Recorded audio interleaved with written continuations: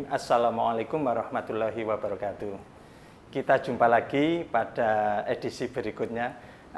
Kemarin kita sudah membahas ya tentang gambaran kalimat dalam bahasa Indonesia itu seperti apa, dan kalau dalam bahasa Arab itu seperti apa. Kemarin kita sudah bahas, yaitu penjelasan tentang kalam dan tentang kalimat sempurna kalau dalam bahasa Indonesia.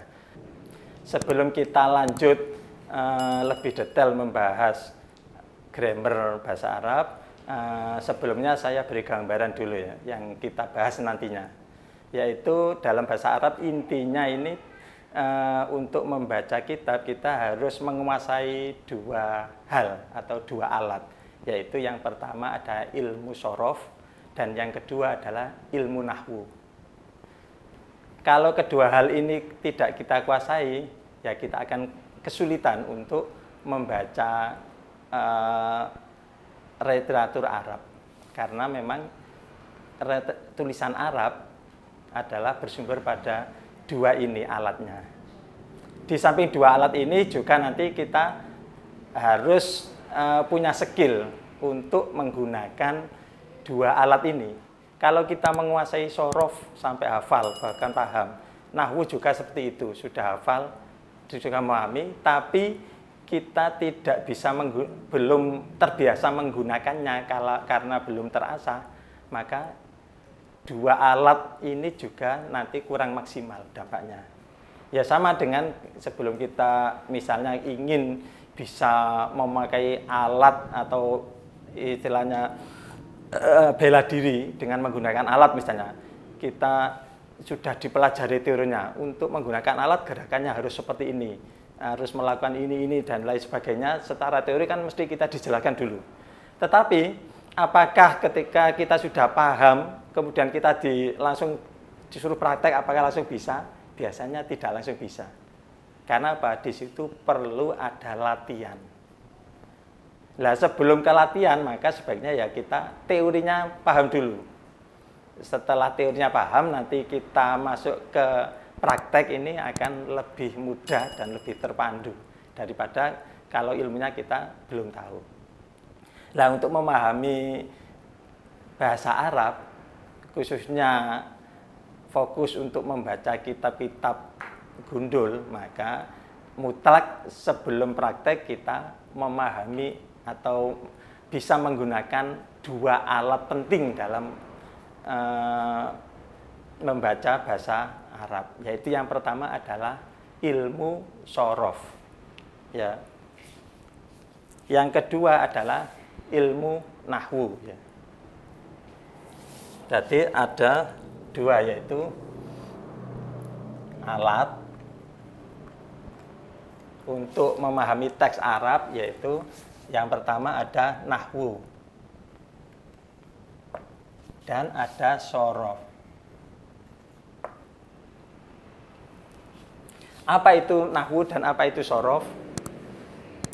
Sorof adalah, atau yang dibahas dalam sorof adalah perubahan kata dari bentuk satu ke bentuk lainnya. Maka itu nanti akan menjadi ranah dari ilmu sorof. Jadi yang dibahas dalam ilmu sorof ini perubahan kata satu dari satu kata ke kata yang lain, termasuk juga harokatnya biasa. Harokat yang ada dalam kata itu ketika berubah.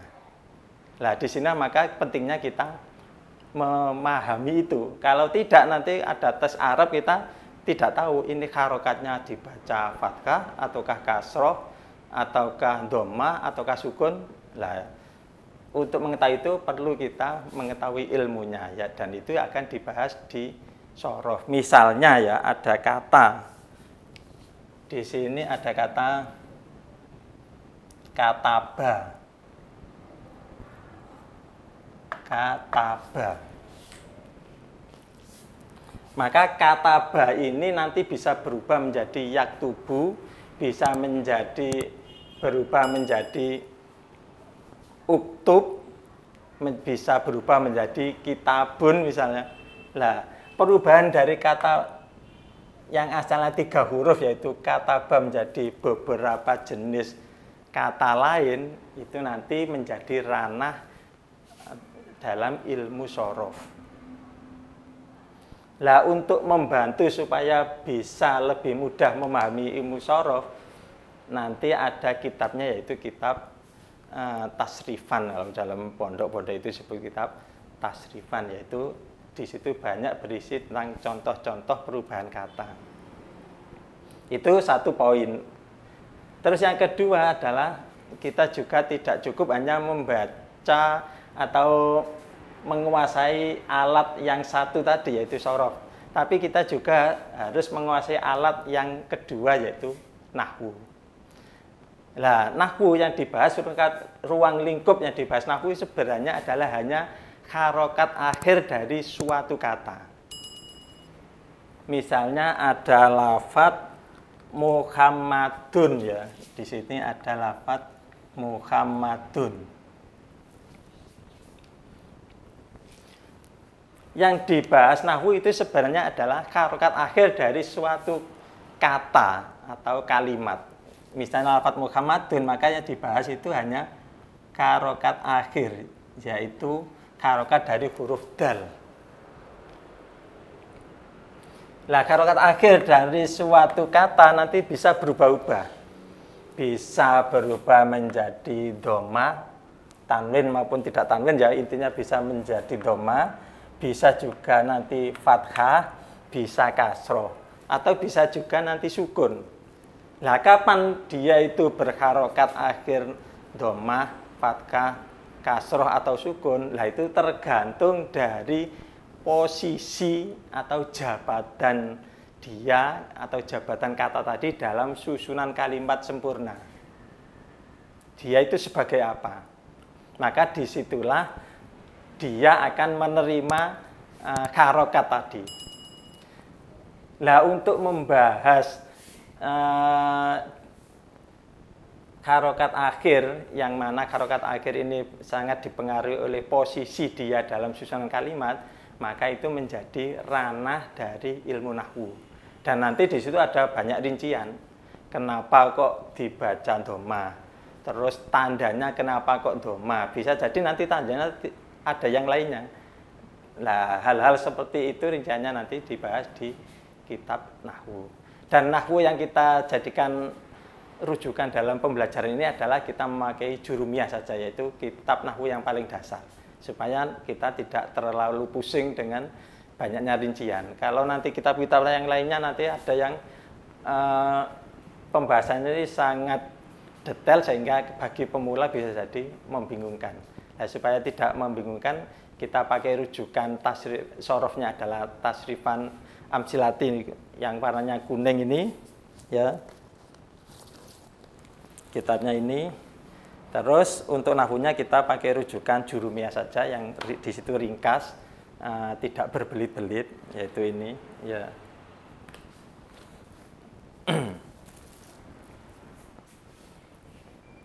Nah, sedang tadi bagaimana hubungan antara nahwu dan shorof? Dua alat ini dua alat yang sangat vital untuk memahami teks Arab.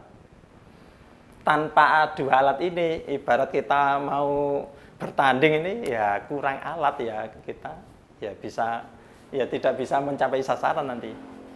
Setelah dua alat ini kita kuasai, masih ada yang ketiga yaitu faktor praktek atau mengasah kemampuan dari yang sudah kita kuasai dari dua alat tadi. Itu sangat penting juga. Karena kalau kita menguasai dua alat tapi tidak praktek, kemudian kita disodori tulisan teks Arab, sama akan kelabakan juga.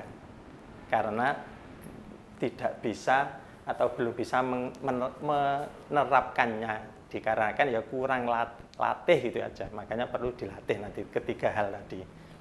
Nah, untuk tahap awal yang kita bahas di sini memang lebih ke untuk awal dulu adalah nahwu dan shorof dulu. Baru nanti kalau sudah semua materi disampaikan, nah baru nanti kita praktek ke yang ketiga, yaitu yang latihan membaca teks Arab itu.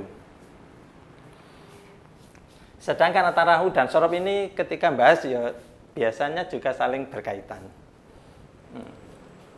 untuk nahwu tadi perlu diingat, nahwu itu yang dibahas hanya harokat akhir ya, teman-teman. Hanya harokat akhir. Sedang untuk sorof adalah yang dibahas adalah perubahan kata dari satu kata menjadi kata lain, termasuk juga harokat awal, tengah, sampai sebelum akhir. Itu menjadi ranah sorof. Jadi sorof ini sebenarnya dari sisi yang dibahas lebih banyak, karena apa? Di samping membahas perubahan juga membahas harokatnya. Harokat awal itu apa? Apakah harus fathah atau dhamma? Harokat keduanya yang tengah bagaimana? Sampai sebelum akhir itu dibahas dalam sorof. Sedangkan nahwu hanya membahas harokat akhir saja. Dan itu sangat dipengaruhi oleh posisi dia dalam susunan kalimat. Itu tadi gambaran global ya, sebelum kita masuk lebih rinci. Nah, untuk selanjutnya nanti kita akan bahas sorof juga nahwunya, hanya saja nanti kita bergantian. Satu sesi bahas kalimat secukupnya, kemudian pindah ke sorof dan seperti itu. Nanti setelah imbang, nanti akhirnya lebih fokus ke salah satunya dulu, biar kita nanti bisa mempunyai gambaran tentang apa yang kita bahas. Untuk rincian selanjutnya, maka ikuti channel berikutnya dan jangan lupa like and share supaya kita mendapatkan manfaat dari yang kita bahas kali ini. Demikian kita akhiri dulu dengan doa penutup majelis. Subhanakallahumma wa bihamdik, asyhadu an la ilaha illa anta, astaghfiruka wa atubu ilaik. Assalamualaikum warahmatullahi wabarakatuh.